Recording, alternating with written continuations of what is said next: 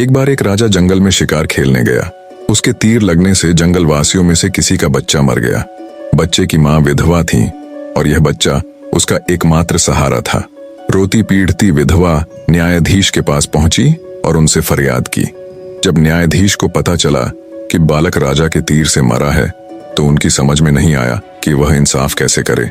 अगर उसने विधवा के हक में फैसला दिया तो राजा को सजा सुनानी होगी, यदि विधवा के साथ अन्याय किया तो ईश्वर को क्या जवाब दूंगा। काफी सोच विचार कर वह इस फरियाद सुनने को राजी हुआ। उसने विधवा को दूसरे दिन अदालत में बुलवाया। विधवा की फरियाद सुनने के पश्चात राजा को भी अदालत में बुलवाना आवश्यक था। न्यायाधीश ने अपने एक सहायक को राजा के पास भेजा कि वह अदालत में हाजिर हो। सहायक किसी प्रकार हिम्मत करके न्यायाधीश का संदेश राजा को सुनाने पहुंचा।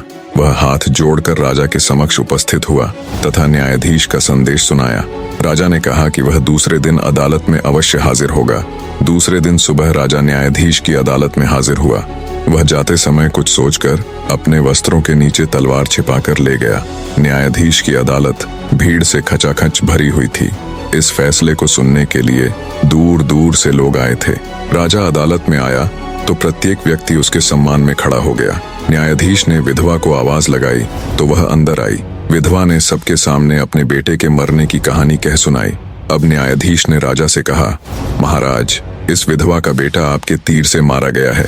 आप पर उसको मारने का आरोप है। इस विधवा की यह हानि किसी भी स्थिति में पूरी नहीं हो सकती। मैं आदेश देता हूँ कि किसी भी हालत में इसका नुकसान पूरा करे।